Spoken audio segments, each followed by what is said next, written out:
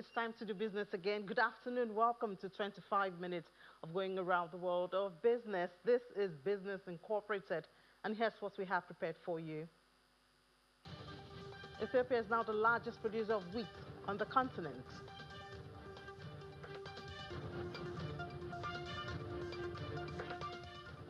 And telecom's revenue is facing a squeeze in Zimbabwe.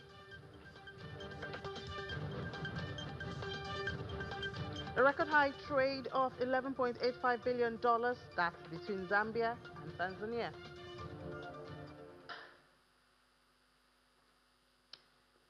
Welcome to the program. I'm Ini John McQuarrie. Let's do business. Beginning from what's going on in the global oil space, prices pared early gains on Friday after renewed fighting near the Strait of Hormuz raised new questions about the ceasefire between the United States and Iran. U.S. and Iranian forces clashed in the Gulf, and the UAE came under renewed attack as Washington awaited a response from Tehran to its proposal to end the conflict, which began with joint U.S.-Israeli airstrikes across Iran on February 28th. And so just about what we had earlier today, that's what we have.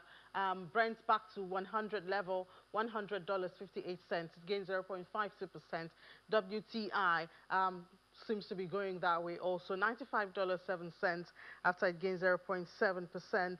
So U.S. President Donald Trump had told reporters that the ceasefire was still in effect and sought to play down the exchange. Meanwhile, the U.S. Commodity Futures Trading Commission is investigating oil price trades totaling $7 billion, placed shortly ahead of that key Iran-related war announcement by Trump.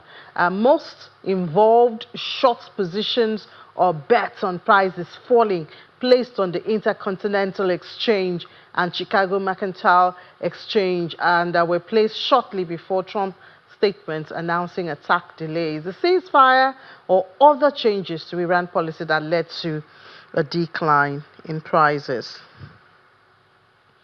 In the metal space, gold rose today and was on course for a weekly gain as markets are pricing in optimism over a prospective U.S.-Iran peace agreement that's helping to temper concerns of high inflation that could lead to higher for longer interest rates. So look at the numbers this afternoon. Spot gold is green, 0.27%. The price is $4,722.90. Spot silver is also up 0.77%, $80.80. Platinum 0.66% down. Palladium is also down more than 1% as well. But copper sustains the green color that it's been keeping since the beginning of the week, 1.79% in the green, and it's at about $6 right there. And then coming to the African continent at this time, the Ethiopian government has announced that Ethiopia's national debt amounts to $51.8 billion. The Minister for Finance, Ahmed Shide, officially revealed the debt amount during his appearance at the Ethiopian Parliament to present the ministry's 9-month performance report. The report was presented to the Budget and Finance Standing Committee. The amount of internal and external debt is $51.8 billion. The ministry provided a breakdown of it, $33.5 billion as external, while the remaining $18.3 billion is from domestic sources. The amount of the federal government external loan amounts constitutes $22.1 billion. $11.5 billion is loaned by government development agencies. From domestic sources, federal government debt is set to be $17.5 billion. The amount for government enterprises is at $0.8 billion. That's about $800 million. Still in Ethiopia, the country has become the largest wheat producer on the continent for the first time in history, harvesting a record 33 million tons of grain. A few years ago, the country actively imported wheat, but government programs to stimulate summer and seasonal production have radically changed the situation. This season, the area under wheat increased to 8 million hectares. And increased agricultural production efficiency allowed harvesting 33 million tons of grain from them, which exceeded last year's figure by 5 million tons. In addition to the grain industry, Ethiopia is actively developing livestock farming. Currently, about 500,000 liters of milk are delivered to the country's cities every day. This improves people's living standards and reduces their dependence on social supports. Outside Ethiopia now, Uganda is hosting 13 German coffee roasters and buyers in a 9-day coffee origin tour that's aimed at strengthening direct trade partnerships and positioning the country as a premium specialty coffee source in Europe. The Uganda-Germany coffee origin trip, running from the 2nd of May to the 10th, is being organized by the Uganda Embassy in Berlin in partnership with the Ministry of Agriculture, Animal Industry and Fisheries. And they say that coffee and little farms of that. Organizers say that the initiative forms part of Uganda's broader strategy to shift from being viewed mainly as a commercial coffee exporter to becoming a recognized origin for high-quality specialty coffee. And still on coffee here in Nigeria, the federal government has launched a renewed drive to revitalize the country's coffee industry and strengthen the country's position in the global coffee market. The initiative was highlighted at a stakeholders meeting through a public-private partnership that's aimed at boosting production, improving value addition for the commodity. Speaking at the event, the Minister of the Federal Ministry of Agriculture, Food Security, Mr. Abubakar Kyari, is emphasizing that coffee is a powerful economic crop with the potential to create jobs, boost rural livelihoods, and enhance Nigeria's position in the global agricultural market. The government has announced that trade between Zambia and Tanzania reached approximately $11.85 billion between 2023 and 2025. This according to the Ministry of Commerce, Trade and Industry. The Permanent Secretary for the Ministry, Lilian Buaya, made the announcement and is asking for improved border operations and streamlined regulations to facilitate the smooth movement of goods and services between the two countries. Ms. Buaya said that Zambia-Tanzania trade corridor remains critical for bilateral and regional commerce. According to her, trade between the two countries stood at $10.38 billion in 2023 before normalizing to $677.2 million in 2024, recovering to $815.4 million in 2025. And despite this volatility, the bilateral relationship shows strong underlying potential.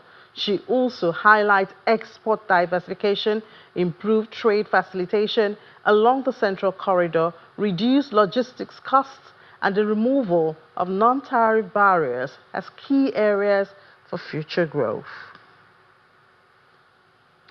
In Zimbabwe, the telecommunications sector has come under pressure during the final quarter of 2025.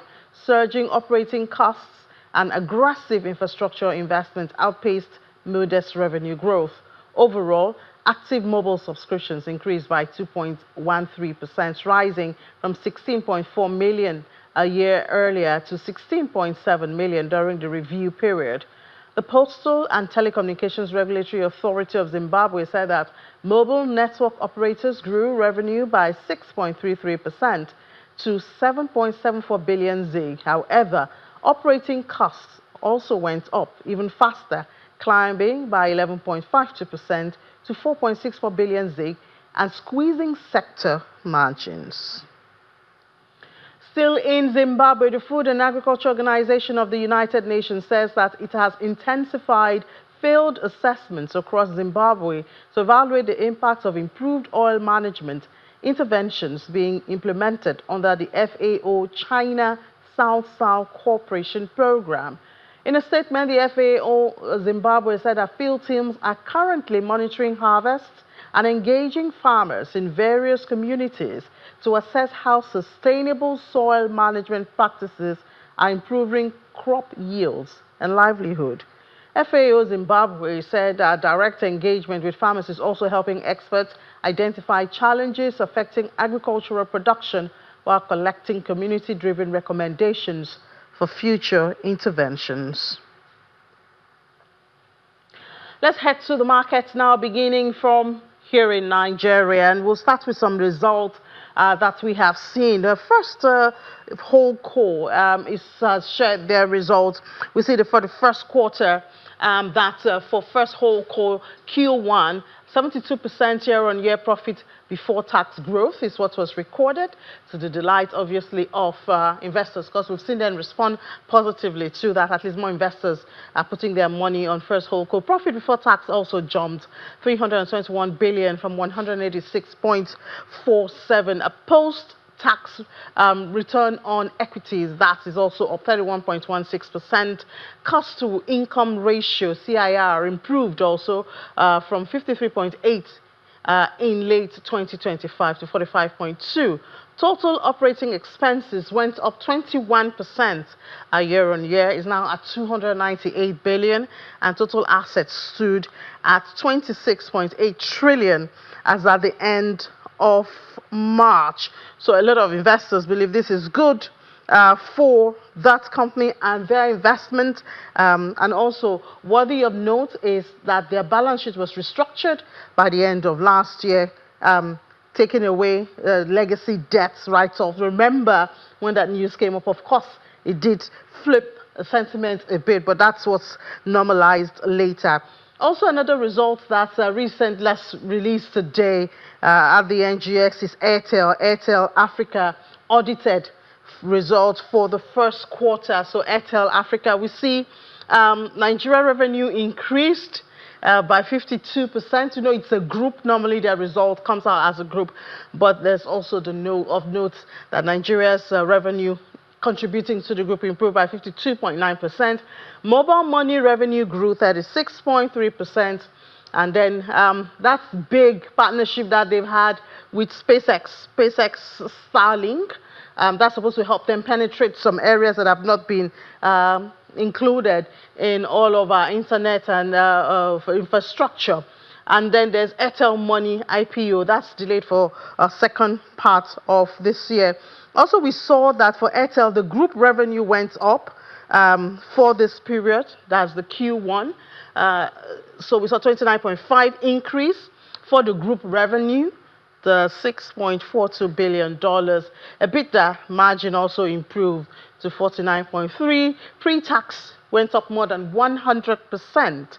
It's now at $1.41 billion, and data revenue also surged. Obviously, we've noticed this, especially here in Nigeria, that the use of data has greatly improved. I think outpacing even the voice calls and voice usage. So data is driving a lot of the revenue for Airtel Africa, as well as other telecommunications. Meanwhile, let's see what's happening in the larger market now.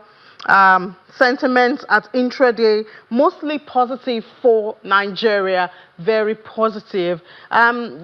So this is almost 1%, and we've had this since early trade today. Perhaps by this time, because this number was taken about an hour or so ago, so perhaps this time it's even more than this. But it's a positive sentiment back at the NGX, recovery from yesterday's drop.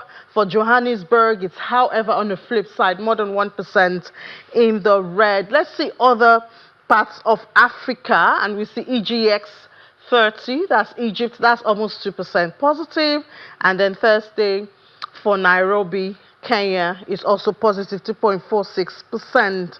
Moving to the Middle East, mixed sentiment is what we see. We've been having positive sentiment in the Middle East since we had more optimism about peace coming between the United States and Iran, but it's a bit mixed now. We're not so sure of what's going to happen, especially, you know, I think President Trump likes a weekend thing. So we don't know what's going to happen this weekend, and that's reflecting in the sentiment by investors in the Middle East. So Dubai is red, Abu Dhabi is red, and the other two markets don't even trade on Fridays. They're closed, but they closed positive yesterday, Thursday. Now, moving to the United States, traders are eyeing development between the U.S. and Iran, obviously, but they are still keeping the sentiments green at this time. From the Dow Jones, S&P, and NASDAQ, they're also still positive at this time. And when we see the Asian markets, which is closed, At this time, the Nikkei is red, it's mixed. Kospi is green, Hang Seng is red. Let's see the other two markets, Shanghai and Nifty 50 remain red at this time. But let's see what's happening in Europe, see which of the colors is catching up with sentiment of investors in the market. We have Lars back. Hey Lars, welcome back. What's the color of your markets at this time? Yeah, thank you, Ine. It's good to be with you again. And it is actually red here all across Europe, but only slightly so. All the major indices from London to Paris to Frankfurt down a fraction or so. But generally, Ine, what a week this was for European markets because they're up by a lot indeed. Looking at the DAX in Frankfurt as an example, for the week now, the index is up 5% and it is inching closer to 25,000 points again to possible new all-time high if the trend continues for another few moments here. And that is remarkable in looking at the current economic environment. Germany has seen a really weak economy for 3 years now. Just in the past few days, growth estimates have been cut once again. And most experts now think we won't see economic growth of more than a fraction of a percent this year, much weaker than they had been expecting just a few months ago, before, of course, the Iran war started. But since the war started, we've been seeing these high oil and generally energy prices, all the trouble it's bringing to consumers and businesses. And that didn't really point to such a strong market. But here we are. So what can we say is driving the markets? Well, for one, stock markets have long disconnected from the reality of any economy. You know that as good as I do, and that is certainly true for Wall Street as it is for European markets, Ini. But even if we're trying to take this into account, we know that markets are trading the future. And looking at the current environment, many hope for the war in Iran to end in the rather near future. That would certainly be a boon to markets, not least because it would bring oil prices down. As a matter of fact, the oil price dropping 8 or so percent over the past 2 or 3 days is definitely one reason why we're seeing this run. Also, however, and that is getting us to an entirely different topic, there is hope that the ongoing earnings season will keep delivering. So far, and again, I'm looking at Germany here as an example, we've been getting strong results from financials, we've been seeing strong results from defense companies, and all this has, of course, been helping the stock market. So is everyone optimistic about this, or are there signs that it might not really last?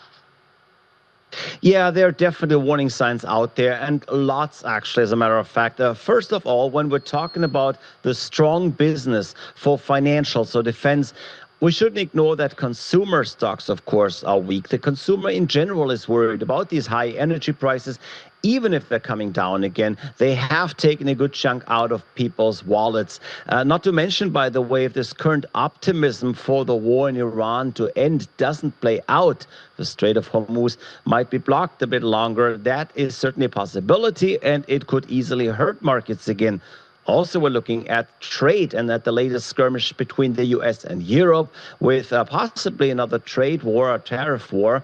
And that is certainly not what markets need. And then we can also look at some technical details that the market is showing. The DAX in Frankfurt, for example, is way overbought right now. The price to earnings ratio for those biggest German companies currently stands at 15.5, and that is about 20% higher than the historical average. That means that shares are definitely, by any objective measure, very expensive. Actually, if the DAX was trading in its historically average range, it would be closer to 20,000 points instead of the current 25,000 points. So it will at some point be not only too expensive for investors to get into the market, but also too risky. Well, we'll see how all of that play out. Perhaps there's an unforeseen factor that can change the trend. But Lars, thank you so much, and do have a great weekend. You too, Ini. Thank you. All right, let's go to the crypto space, and we begin from a story that we had earlier today, where the European Central Bank President Christine Lagarde said that even euro-denominated stablecoins would create risks to financial stability and monetary policy transmission. And we've seen the adoption of stablecoins, even on the continent here, Africa. That seems to be increasing. Well, let's get the thoughts of those who handle this firsthand. We have Rume Ofi now, financial market analyst, joining us. Hi, Rume. Good afternoon. Welcome to the program. What are your thoughts about what Ms. Christine Lagarde is saying? I actually listened to that pretty well. I think her fears are actually valid, but I think the EU is already losing out in the stablecoin revolution that we are seeing. They are actually stifling innovation in that part of the world. We understand when the MiCA came, making sure the US dollar stable coins are not dominating that area, but it seems like they are not doing it well. They are also making sure that the pace at which a euro-backed stable coin is supposed to move is not moving. For example, right about now, euro-based stablecoins are just 1% of the entire global stablecoin transaction, and the EU also is doing very well in the traditional sector, which amounts to about 37% of transactions from that end. So it seems they deliberately don't want to be part of the digital evolution going on in payment. And with all of these things happening, where the US backed stable coins are being used for decentralized finance, yields, tokenized asset yields, also put the US out there to dominate the dollar hegemony, for example. And also, I think that poses a risk to the EU right about now. They need to make it open, making sure that there's this clarity in regulation between the traditional system, which are the banks, most especially the European Central Bank, and builders in that area. For example, even in Nigeria here, we've seen a situation whereby naira-backed stable coins are actually being used in protocols here in Nigeria, for example, like CNGN. So if you are depriving people from not building or having private money like stablecoin over there, then put rules towards it for it to grow, it only means that you are not ready. And what happens is when the US dollar backed stablecoin continues to dominate the system, what we have at the end of the day is a euro which is not dominant in the digital space. All right, Rume, thank you so much. Well, it's good to hear comments of stakeholders like yourself when we hear such coming from Europe. And can imagine the sentiment that will go around here in Africa. But thank you so much, Rume, for sharing your thoughts with us. Thank you very much, Ini. And just before we go, well, let's see what else is happening in the crypto space. We hear that the United States federal government made an on-chain payment worth $34,800 of confiscated crypto assets in the form of 2,466 units. And that's the U.S. government moving to seize that crypto from a cocaine launderer into Coinbase Prime. The status USDT freezes surges past 514 million in 1 month, about 1 month. That's 30 days. And Bitcoin exchange reserves fall to a 2-year low after that 8 billion exodus. Of course, all of this will come together to tell us what's going on with the numbers. That's the price and the color of Bitcoin especially, and other coins in over the weekend. It's a market that never sleeps, so I guess we can just follow up with what's going on there. But that's it on the program today. Thank you so much for being a part of Business Incorporated. Always a pleasure being on this side, and good to have you there. Remember, even over the weekend, please go to our YouTube channel. That's Channels Web on YouTube, and you will see our business episodes for the week and a whole lot more. I'll see you tonight, though. Let's see how the market closes, and then we'll have a great weekend.